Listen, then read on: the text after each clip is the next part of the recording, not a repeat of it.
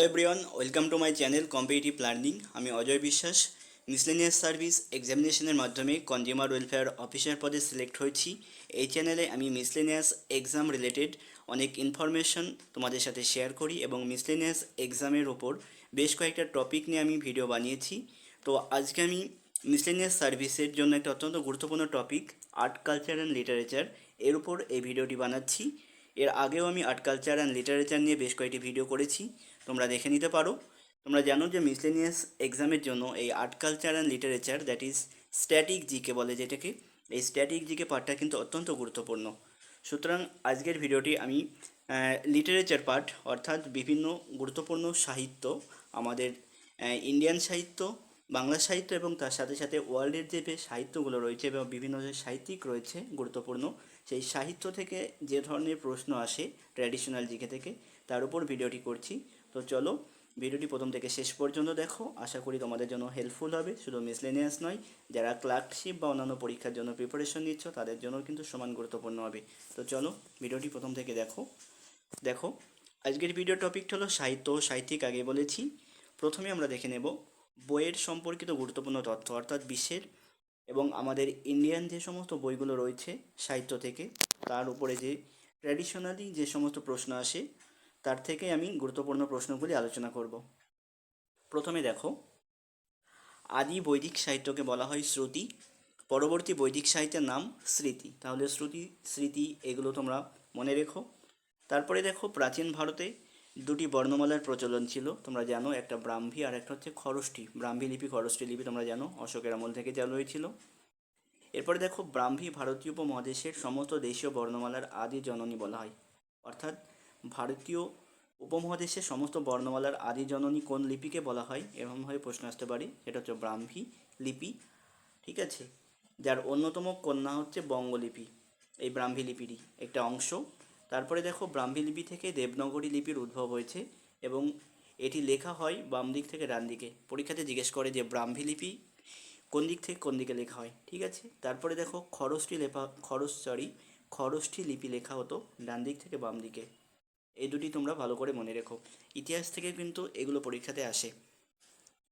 Next, তারপরে কি আছে দেখো, তারপরে আমরা দেখব, ইংল্যান্ডে 1477 খ্রিস্টাব্দে প্রকাশিত এবং চসার রচিত ক্যান্টারবেরি টেলস হলো ইংরেজি ভাষায় রচিত বিশ্বের প্রথম বই।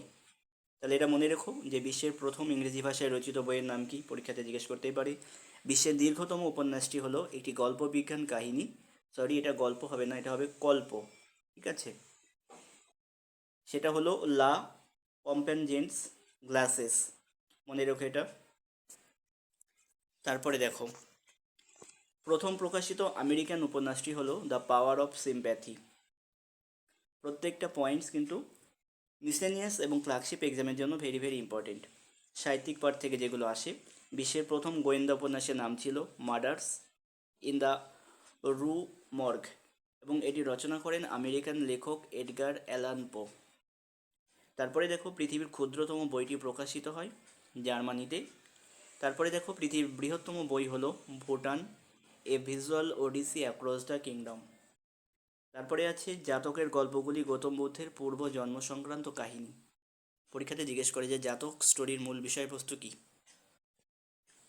নেক্সট দেখো, বিশ্ববিখ্যাত টাইম ম্যাগাজিন, তোমরা টাইম ম্যাগাজিনের নাম শুনেছ, 1923 সালে আমেরিকার নিউ ইয়র্ক থেকে প্রথম প্রকাশিত হয়। তাহলে এটা ট্র্যাডিশনে জিজ্ঞেস করতে পারে যে টাইম ম্যাগাজিন কোথা থেকে প্রকাশিত হয়েছিল প্রথম। তারপরে দেখো, রবীন্দ্রনাথের প্রথম কাব্যগ্রন্থ ছিল কবি কাহিনী। বাংলা সাহিত্যে প্রথম সনেট লিখেছেন মাইকেল মধুসূদন দত্ত। সনেট কাকে বলে তোমরা জানো, যে 14 লাইনের কবিতাকে সনেট বলে। তারপরে দেখো, প্রথম বাঙালি সাংবাদিক ছিলেন গঙ্গাকিশোর ভট্টাচার্য। এরপরে দেখো, শেক্সপিয়ারের লেখা মোট নাটকের সংখ্যা 38। রবীন্দ্রনাথ রবীন্দ্রনাথ লিখিত মোট উপন্যাসের সংখ্যা হচ্ছে 13টি। তারপরে দেখো, শেক্সপিয়ার লিখিত সবচেয়ে ছোট নাটকটি হলো কমেডি অফ ইরোর্স। তোমরা মিসেলিনিয়াসে দেখবে যে এই সাহিত্য থেকে কিন্তু অনেক প্রশ্ন আসে এবং বিগত বছরগুলিতে এইভাবে প্রশ্ন এসেছিল শেক্সপিয়ারের লেখা বিখ্যাত গ্রন্থগুলি। কিন্তু এখন যেহেতু কম্পিটিশন অনেক বেড়ে যাচ্ছে, এখন কিন্তু অনেক ডিপ থেকে পড়াশোনা করতে হবে। সুতরাং এই পয়েন্টসগুলো প্রত্যেকটাই কিন্তু ইম্পর্টেন্ট। সাহিত্যে প্রথম নোবেল পুরস্কার পেয়েছিলেন যে মহিলা সাহিত্যিক, সেটা দেখো সেলমা লেগার হপ। তারপরে দেখো নেক্সট যেটা দেখব, ইংরেজি ভাষায় প্রথম ভারতীয় মহিলা কবি তরু দত্ত, ভেরি ভেরি ইম্পর্টেন্ট। ভারতবর্ষে উর্দু ভাষায় সর্বপ্রথম কবিতা রচনা করেন আমির খসরু, তোমরা জানো। পৃথিবীর প্রথম কল্পবিজ্ঞান উপন্যাসটি হল মেরি শেলির Frankenstein, very very important. Bangla ভাষায় রচিত প্রথম নাটক কুলীন সর্বস্ব। তারপরে দেখো স্ক্রিপচার বলতে বোঝায় বাইবেলকে। প্রত্যেকটা স্ট্র্যাটেজিকে কিন্তু গুরুত্বপূর্ণ। তারপরে দেখো বিদেশি ভাষায় অনূদিত প্রথম রবীন্দ্র উপন্যাস হলো রাজর্ষি। এরপরে দেখো অন্ধ অবস্থায় মাত্র 22 বছর বয়সে শ্রেষ্ঠ কাব্য প্যারাডাইস লস্ট রচনা করেছেন কে? John Milton. জিজ্ঞেস করে যে কোন ইংরেজি কবি অন্ধ ছিলেন, ঠিক আছে, এবং এনার প্যারাডাইস লস্ট এই গ্রন্থটি কে লিখেছেন, এইভাবে কিন্তু প্রশ্ন আসে। আমেরিকান সাহিত্যিকরা সাধারণত পুলিৎজার পুরস্কারের জন্য বিবেচিত হন না। তাহলে পুলিৎজার পুরস্কারটা কি, এটা তোমরা জানো। এটা কারেন্ট অ্যাফেয়ার্স থেকে তোমাদের পড়তে হবে। তার সাথে সাথে এই কবে প্রথম চালু হয়েছিল, কী জন্য দেওয়া হয়, এটাও তোমাদের জানতে হবে। 5 লাইনের অর্থহীন ছড়াকে বলা হয় লিমেরিক। তারপরে দেখো জাপান, অর্থাৎ জাপানিরা ওপর থেকে নিচের দিকে লেখে, লেখার স্টাইল এটা। তারপরে গুরুমুখী বর্ণমালার প্রবর্তন করে গুরু অঙ্গদ, ইনি ছিলেন দ্বিতীয় শিখ গুরু। তারপরে দেখো 1947 সালের 21শে নভেম্বর ভারতের প্রথম ডাক টিকিট প্রকাশিত হয়। তারপরে দেখব রোমান ক্যালেন্ডারের প্রথম মাস হলো মার্চ। এই মার্চ নামটা কোথা থেকে এসেছে এটা জিজ্ঞেস করে, রোমান যুদ্ধ দেবতা মার্চের নাম অনুসারে। নেক্সট আমরা দেখব বিশ্বের কয়েকটি বিখ্যাত দর্শনশাস্ত্র এবং তাদের লেখক। যেমন দেখো দ্য রিপাবলিক, এটা হচ্ছে প্লেটোর লেখা। তারপরে the origin of species, Charles Darwin, বিখ্যাত গ্রন্থ ডারউইনের বা ডারউইনবাদ। তারপরে দেখো ফিলোসফিক্যাল ইনভেস্টিগেশন, এই বইটির লেখক হলো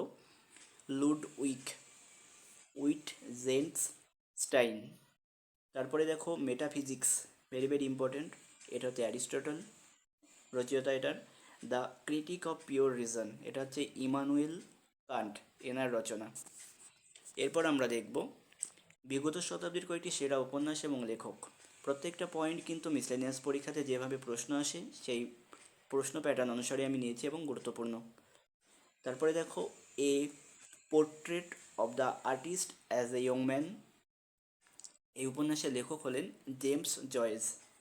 তারপরে দেখো the sound and the fury, এটা উইলিয়াম ফকনার। তারপরে দেখো ডার্কনেস অ্যাট নুন, এই উপন্যাসের লেখক হলেন আর্থার কোয়েস্টলার।